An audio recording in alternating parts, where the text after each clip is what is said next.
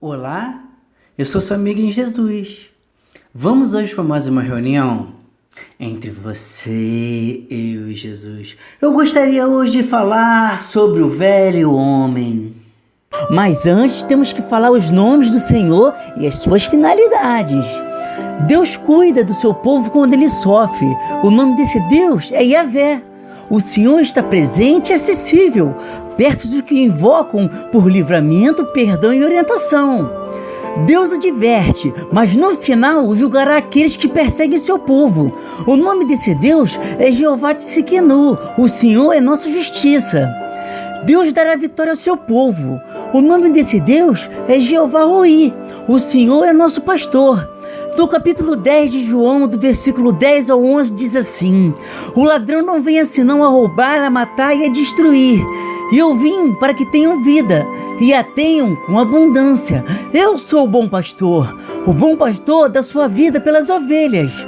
Em toda a Bíblia, nunca houve algum relato que Deus perdeu alguma batalha. É só ter fé e o mundo espiritual começará a se movimentar. O nome desse Deus é Jeová Sabaote, o Senhor dos Exércitos, também conhecido como General dos Generais. Fiel povo de Deus herdará o seu reino em sua totalidade. O nome desse Deus é Jeová Maquidesh, Senhor que santifica e nos torna santos. E será desta forma que poderemos herdar o reino dos céus. Colossenses capítulo 3, versículo 9, diz assim: não mintam uns aos outros, visto que vocês já abandonaram o velho homem com as suas práticas. Colossenses capítulo 3, versículo 8. Mas agora abandone todas as coisas: ira, indignação, maldade, maledicência e linguagem indecente no falar. Além dessas, existem outras formas de identificar se o velho homem voltou, que são elas: brigas em casa, murmuração ao Senhor, enganar as pessoas, trair no seu casamento, caluniar, sentimento de raiva, sentimento de ira, idolatria a outros deuses pagãos, a imagens. Antigamente as pessoas escondiam seus deuses em cima do telhado. Passar o dia todo fofocando, não perdoar, não reconhecer os seus pecados, não ora mais como orava no primeiro amor, não clama mais aos pés da cruz que foi crucificado em nosso lugar, Jesus Cristo. Administrar o tempo para Deus. Em Eclesiastes capítulo 3, versículo 17, diz assim: eu disse no meu coração, Deus julgará o justo e o ímpio, porque há um tempo para todo propósito e para toda obra.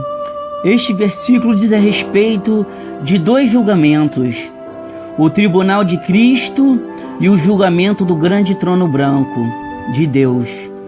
No primeiro julgamento, somente os cristãos estarão presentes e serão julgados somente pelas suas ações e motivações na terra, e não por seus pecados que foram julgados no Calvário.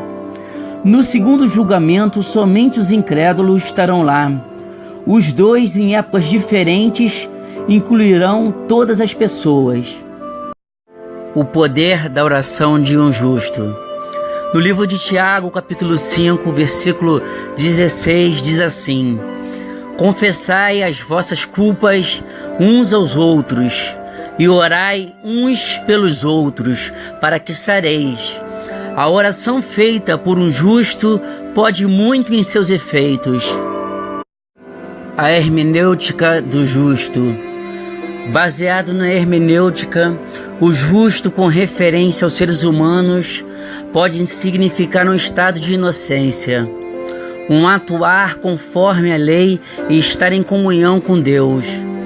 Este último significado Paulo desenvolve especialmente em Gálatas e Romanos. Por meio de Cristo, Deus considera justo perante ele os pecadores que creram. Esse tema também é desenvolvido em Isaías, onde a justiça de Deus se manifesta na sua ação salvadora a favor do seu povo. As citações sobre o justo. No livro de Gênesis, capítulo 6, do versículo 8 ao 9, diz assim: Noé, porém, achou graça aos olhos do Senhor. Noé era homem justo e perfeito em suas gerações. Noé andava com Deus. No livro de Salmos, capítulo 5, do versículo 11 ao 12, diz assim: Porém, alegrem-se em todos os que confiam em ti. Exultem eternamente, porquanto tu os defende. E em ti se gloriem os que amam teu nome. Pois tu, Senhor, abençoarás ao justo, circundará da tua benevolência como de um escudo. Salmos, capítulo 11, versículo 5. O Senhor prova o justo, porém ao ímpio e ao que ama a violência, odeia a sua alma. Em Salmos 37, capítulo 21. O ímpio toma emprestado e não paga, mas o justo se compadece e dá. Salmos 37, versículo 25. Fui moço e agora sou velho, mas nunca vi desamparado o justo, nem a sua semente a mendigar o pão. Salmos 37, versículo 29. Os justos herdarão a terra e habitarão nela para sempre. A comunhão com Deus. No livro de Gênesis, capítulo 2, versículo 15, diz assim: E tomou o Senhor Deus o homem e o pôs no jardim do Éden, para lavrar e o guardar.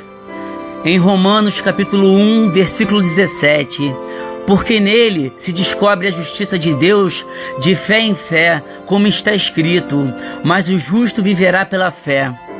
Em Romanos, capítulo 3, versículo 25 ao 26, diz assim: Deus o ofereceu como sacrifício para perdoar mediante a fé pelo seu sangue, demonstrando a sua justiça. Em sua tolerância havia deixado impunes os pecados anteriormente cometidos, mas no presente demonstrou a sua justiça, a fim de ser justo e justificador daquele que tem fé em Jesus. O pedido de um justo. Em Filemão, no capítulo 1, do versículo 8 ao 10, diz assim: Por isso, mesmo tendo em Cristo plena liberdade para mandar que você cumpra o seu dever, prefiro fazer um apelo com base no amor. Na citação com base no amor, aqui revela a maneira como o apóstolo Paulo conduz e a todo cristão quanto a isso. Eu, Paulo, já velho e agora também prisioneiro de Cristo Jesus, apelo em favor de meu filho Onésimo, que gerei enquanto estava preso. Ei, meu filho Onésimo, essa é a primeira vez que o nome desse homem é mencionado, embora ele seja o motivo da carta. Sendo ele propriedade de Filemão, tinha fugido do seu dono para Roma numa distância de 1.500 quilômetros.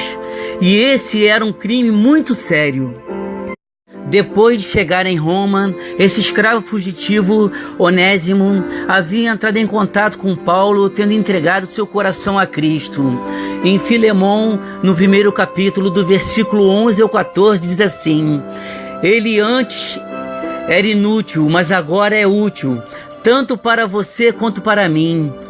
Porque não conhecia o Senhor, Onésimo não havia prestado um bom serviço a Filemão. Aqui neste versículo 11, apresenta o que só Cristo pode fazer: o inútil se tornar útil.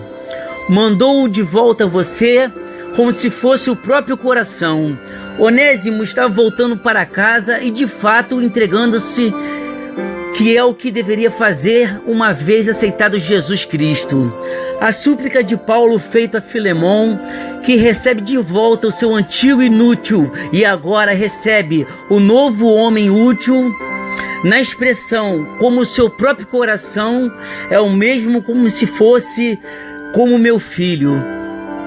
Deus deseja que desfrutemos do nosso trabalho. Em Eclesiastes, capítulo 3, versículo 13, diz assim: E também que todo homem coma beba e goze do bem de todo o seu trabalho. Isto é um dom de Deus. Comer, beber, trabalhar e desfrutar disso indica que o trabalho legítimo é obrigação do homem, mas não é o fim e nem o propósito de sua existência. A fé. Em Romanos 6, capítulo 6, versículo 6, diz assim: pois sabemos que o nosso velho homem foi crucificado com ele, para que o corpo do pecado seja destruído, e não mais sejamos escravos do pecado, pois quem morreu foi justificado do pecado. Ora, se morremos com Cristo, cremos que também com ele viveremos. Em Romanos 6, versículo 11, diz assim: da mesma forma, considerem-se mortos para o pecado, mas vivos para Deus em Cristo Jesus. Os frutos do Espírito. Quando entregamos nossas vidas a Deus, nosso Senhor, e nos mantemos longe do pecado, iremos desfrutar dos frutos do Espírito. No livro de Gálatas, capítulo 5, do versículo 22 ao 25, diz assim: mas o fruto do Espírito é amor, alegria, paz, paciência, amabilidade, bondade, fidelidade, mansidão e domínio próprio. Contra essas coisas não há lei. Os que pertencem a Cristo Jesus crucificaram a carne com suas paixões e os seus desejos. Se vivemos pelo Espírito, andemos também pelo Espírito. As obras da carne. Quando não temos vida com Deus, sempre andaremos nos caminhos enganosos e não teremos uma vida totalmente restaurada. Temos que amargamente viver junto com as obras da carne. No livro de Gálatas, capítulo 5, do versículo 19 ao 21, diz assim: ora, as obras da carne são manifestas: imoralidade sexual, impureza, libertinagem, idolatria, feitiçaria, ódio, discórdia, ciúmes, ira, egoísmo, dissensões, facções, inveja, embriaguez, orgias e coisas semelhantes. E eu os advirto que os que praticam essas coisas não herdarão o reino de Deus. A cereja do bolo. Mas é só para aquele que tem vida fiel com Deus, a promessa de vida eterna. Em 1 João capítulo 2, do versículo 24 ao 25, diz assim: quanto a vocês, cuidem para aquilo que ouviram desde o princípio permaneça em vocês. Se o que ouviram desde o princípio permanecer em vocês, vocês também permanecerão no Filho e no Pai. E esta é a promessa que Ele nos fez, a vida eterna. A importância da palavra de Deus. Em 2 Timóteo, capítulo 3, do versículo 15 ao 17, diz assim: porque desde criança você conhece as sagradas escrituras, que são capazes de torná-lo sábio para a salvação, mediante a fé em Cristo Jesus. Toda a escritura é inspirada por Deus e útil para o ensino, para a repreensão, para a correção e para a instrução na justiça, para que o homem de Deus seja apto e plenamente preparado para toda boa obra. A importância da oração. No livro de Tiago, capítulo 5, do versículo 15 ao 18, diz assim: e a oração da fé salvará o doente e o Senhor o levantará. E se houver cometido pecados, serão perdoados. Confessai as vossas culpas uns aos outros e orai uns pelos outros, para que sareis. A oração feita por um justo pode muito em seus efeitos. Elias era homem sujeito às mesmas paixões que nós, e orando pediu que não chovesse por 3 anos e 6 meses, e não choveu sobre a terra. E orou outra vez, e o céu deu chuva, e a terra produziu o seu fruto. A oração da fé é simplesmente o fato de Deus ouvir a oração e responder. E na parte, a oração da fé salvará o doente, revela a cruz sendo o meio de tudo, e é o Espírito Santo que efetua isso. A cláusula incondicional, se houver cometido pecados, torna claro que nem toda enfermidade é resultado do pecado, embora alguns sem dúvidas sejam. Sendo o caso, o Senhor tanto curará como perdoará com base na fé. No versículo citado, sobre o grande profeta Elias, que foi arrebatado em vida por Deus, numa carruagem de fogo e que está sujeito às mesmas paixões, foi dito desta maneira sobre Elias pelo Espírito Santo, para que saibamos o que está ao alcance de Elias também está ao nosso alcance. Na parte em que Elias ora para que não chovesse por 3 anos e 6 meses, nos mostra o poder da oração, mas se orarmos segundo a vontade de Deus. O amor de Deus é infinito. Em João capítulo 3, do versículo 16 a 17, diz assim: porque Deus amou o mundo de tal maneira que deu seu Filho unigênito para que todo aquele que crê não pereça, mas tenha vida eterna. Porque Deus enviou o seu Filho ao mundo, não para que condenasse o mundo, mas para que o mundo fosse salvo por ele. A paz que Cristo deixou. No livro de João, capítulo 14, do versículo 26 ao 27, diz assim: mas o Conselheiro, o Espírito Santo, que o Pai enviará em meu nome, ensinará todas as coisas e fará lembrar tudo o que eu disse. Deixo a paz, a minha paz lhes dou. Não a dou como o mundo a dá.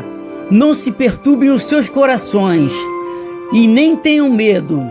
A paz que Cristo nos deixa é sem dúvida uma paz diferente da do mundo.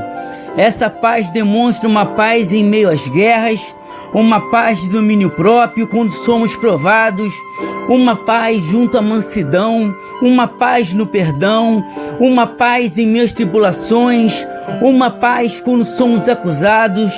Essa é a paz que só aquele que crê na cruz e no que Jesus fez nela por nós pode ter. A cruz e Cristo.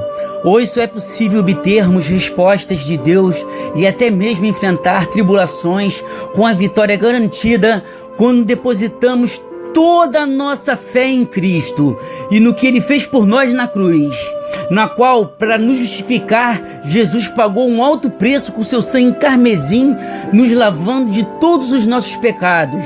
E Cristo, que é a fonte de onde obtemos o perdão das feridas de nossas almas e a restauração por completa de todas as áreas de nossas vidas para os corações verdadeiramente arrependidos. Um ponto de fé e de esperança para a sua vida. Em 1 Coríntios capítulo 2, versículo 9, diz assim: mas como está escrito, as coisas que o olho não viu e o ouvido não ouviu e não subiram ao coração do homem, são as que Deus preparou para os que o amam. A importância do ID. No livro de Marcos, capítulo 16, do versículo 15 ao 16, diz assim: e disse Jesus: ide por todo o mundo, pregai o evangelho a toda criatura. Quem crê e for batizado será salvo, mas quem não crer será condenado. Neste capítulo de 2 Timóteo, Paulo encoraja os cristãos sobre a oportunidade de pregar em qualquer ocasião, ou seja, oportuna ou inoportuna. Em 2 Timóteo, capítulo 4, versículo 2, diz assim: pregue a palavra, esteja preparado a tempo e fora de tempo. Repreenda, corrija, exorte com toda paciência e doutrina. O porquê de jejuar. No livro de Marcos, capítulo 9, do versículo 25 ao 29, diz assim: quando Jesus viu que uma multidão estava se ajuntando, repreendeu o espírito imundo, dizendo: espírito mudo e surdo, eu ordeno que o deixe e nunca mais entre nele. O espírito gritou, agitou-o violentamente e saiu. O menino ficou como morto, a ponto de muitos dizerem: ele morreu. Mas Jesus tomou pela mão e o levantou, e ele ficou em pé. Depois de Jesus ter entrado em casa, seus discípulos lhe perguntaram em particular: por que não conseguimos expulsá-lo? Ele respondeu: essa espécie só sai pela oração e pelo jejum. entendimento eclesiástico, para que a nossa fé não morra.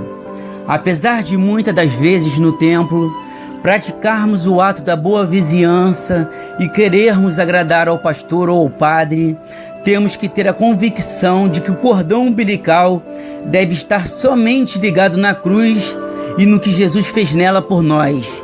Muitos cristãos se perderam no meio da caminhada por causas que certamente Deus não foi e nunca será o culpado. As pessoas se baseiam nos pecados do homem, que já tem a sua tendência pecaminosa, e praticam seus pecados ocultos, onde Deus não coabita em meio desta situação. Igreja é um lugar de vários degraus, onde cada um, com sua fé e sua obediência ao Senhor, se mantém no caminho da fé e da salvação e avançam degrau por degrau, ao chegar ao ponto do Espírito Santo nos purificar e nos santificar. Então não devemos nos decepcionar e nem permitir que isto nos afaste do amor de Cristo. Voto de fé. Quero agora te convidar a fazer um voto de fé em 4 etapas e veremos como Deus nos ama e é misericordioso. Na primeira etapa, devemos sempre confiar em Deus no que fará ou no que pode fazer. Isso se chama fé e é através dela que poderemos ser salvos. Em Mateus capítulo 26, versículo 41 diz assim: Vigiai e orai, para que não entreis em tentação. Na verdade, o espírito está pronto, mas a carne é fraca. Devemos diariamente ler a palavra, pois é através dela que alimentaremos a nossa fé.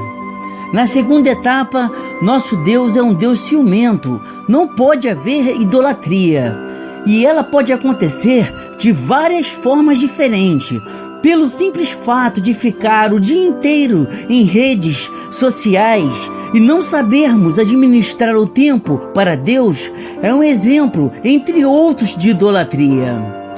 Na terceira etapa, devemos aceitar a conversão, onde o velho homem morrerá e nasceremos de novo como filhos de Deus através do batismo, e o nosso nome estará escrito no livro da vida, de onde prestaremos contas no dia do juízo final. Então agora o pecado não habita mais em nós, e sim o Espírito Santo.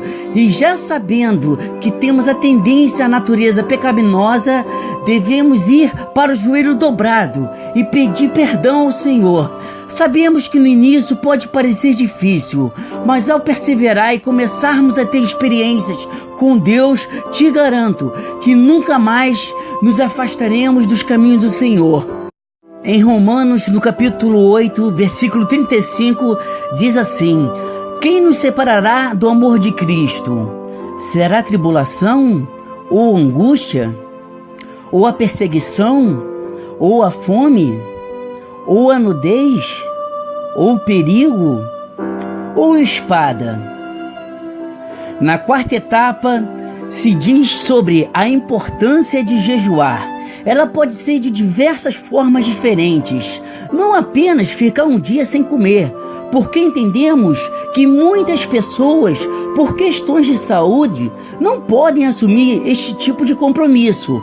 Mas podemos, por exemplo, ficar sem acessar redes sociais, deixar de fazer algo que gostemos. Isso também é uma forma de jejuar. Quero agora orar pela sua vida. Fechem os seus olhos, abaixem suas cabeças, coloque sua mão no seu coração, permita que o Espírito Santo possa visitar o teu coração, permita que o Espírito Santo agora possa sondar as suas necessidades. Permita que o Espírito Santo, no qual convence o homem do pecado, possa interceder por vocês, por nós, perante a Deus. Oremos então. Senhor, que no meio das nossas dificuldades possamos ouvir a Tua voz, nos convidando a caminhar contigo, meu Pai. Que a nossa fé não vacile, e que possamos manter os nossos olhos acima das nossas dificuldades. E ainda que se os nossos olhos por algum momento se desviem do Teu e se porventura começarmos a nos distanciar de Ti, Senhor, que o Senhor estenda a Tua mão em nossas direções e nos dê livramento. Confiamos somente em Ti, Senhor. Sei que o Senhor pode nos fortalecer nos momentos mais difíceis da nossa vida, porque na palavra de Deus diz que o poder dele se aperfeiçoa nas nossas fraquezas. Senhor, nossos olhos estarão postos em Ti, Senhor. Deus é fiel para terminar a grande obra que começou nas nossas vidas. A porta que o Senhor abre, ninguém fecha. E a que Ele fecha, ninguém consegue abrir. Operando Ele, quem impedirá? Se Ele é por nós, quem será contra nós? E deixar bem claro para vocês, é bíblico.